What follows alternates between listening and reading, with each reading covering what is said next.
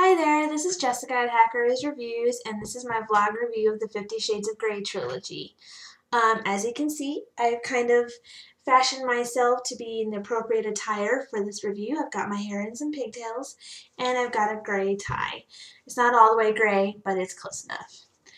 I couldn't dress appropriately the entire attire that is normally wanted in this book, because I have some young audiences, and I just can't do that, so...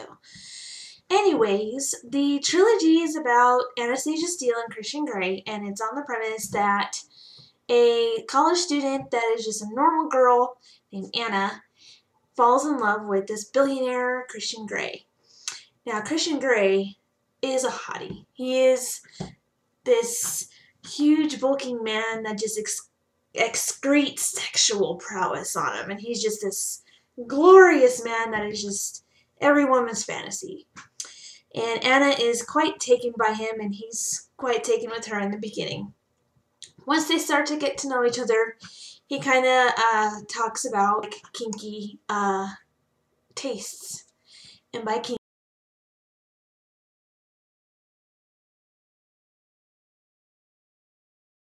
it is an erotic novel, so I don't recommend anybody under the age of 18 to read this book, unless accompanied by an adult.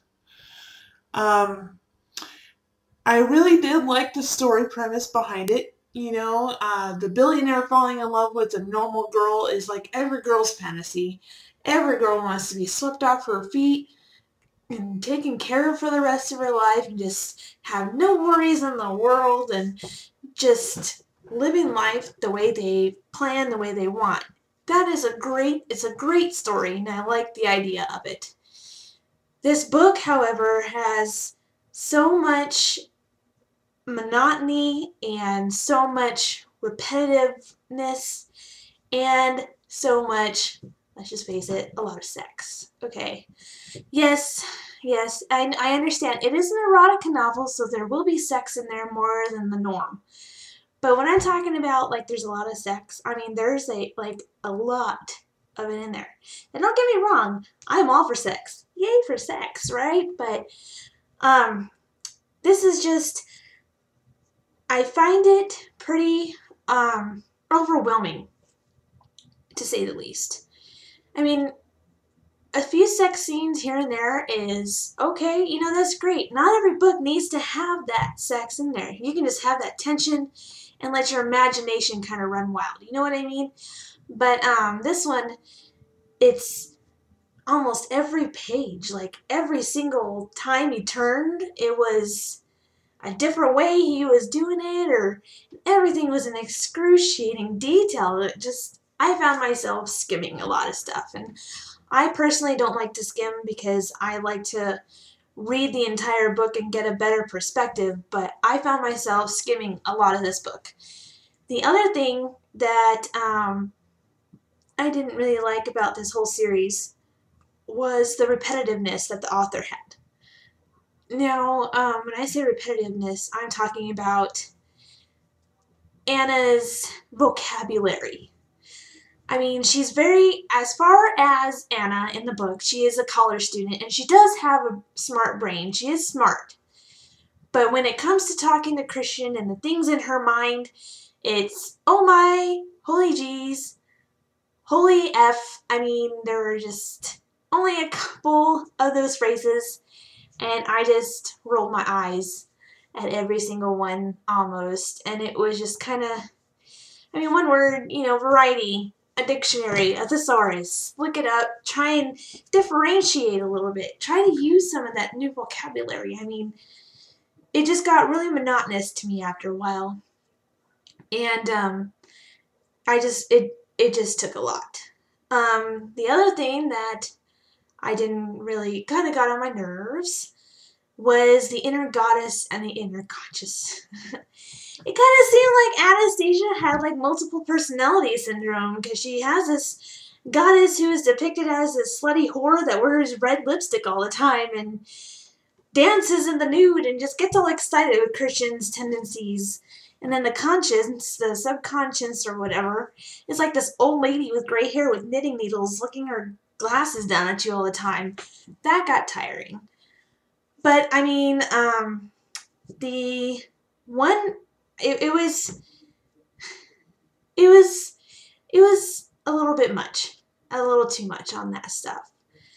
The one thing that I insistently had a huge problem with was during the whole trilogy. I understand, now don't get me wrong, I understand that a man's need to protect his woman, to take care of her, to baby her, to comfort her, and everything is an instinct need in every man.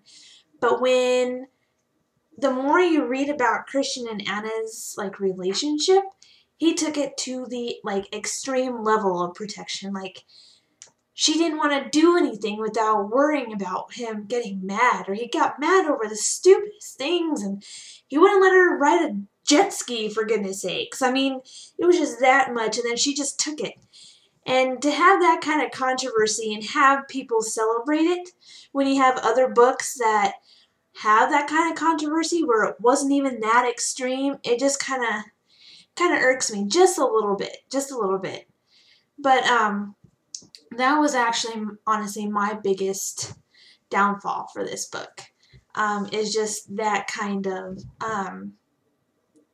like submission.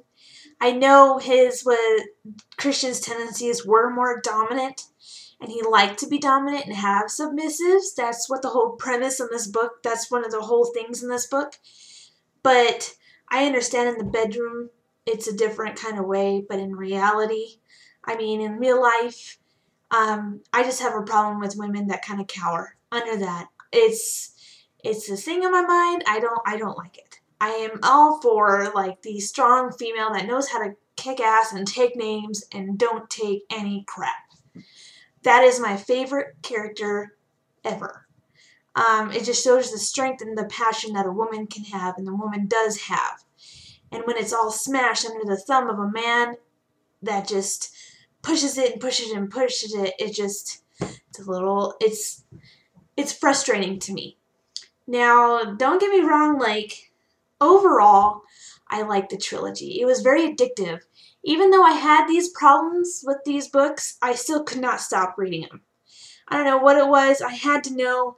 I had to keep rooting for Anna to grow a pair and, say no, which, I mean, she kind of did, but she didn't in a way. But I kept reading and I kept wanting, and it was really addictive. I mean, overall, I liked the whole trilogy. It wasn't my favorite. I didn't love it. I just liked it. And that's my take on it. I do have to say, my favorite parts of the entire series were when they emailed each other. When they emailed each other, it was quick, it was witty, it was so cute, they were joking, they had great interaction, it was great. Until Christian got mad and ruined the whole mood, which was pretty often. But that was like the highlight of the books for me. I mean, don't get me wrong, Christian had really good lines in there sometimes, to where he would really say what he was thinking and feeling, which was cool. But it just didn't weigh out the bad tendencies to me. The worst part of the book was there was a couple in each one, but if you've read the book and I tell you it was the trip to visit her mom in the hotel, you know what I'm talking about. Yeah, that was gross. That should never have happened at all. I'm totally serious. So anyways, I don't want to keep rambling on. This is my review vlog, my first review vlog. I hope to do more because this is so much easier than thinking of things to type, because it's just like I'm talking to you people. But this is my vlog review of the 50 Shades of Grey series. Like I said, this is an erotica novel. So anybody under the age of 18 must be accompanied by an adult when opening this book. Thank you.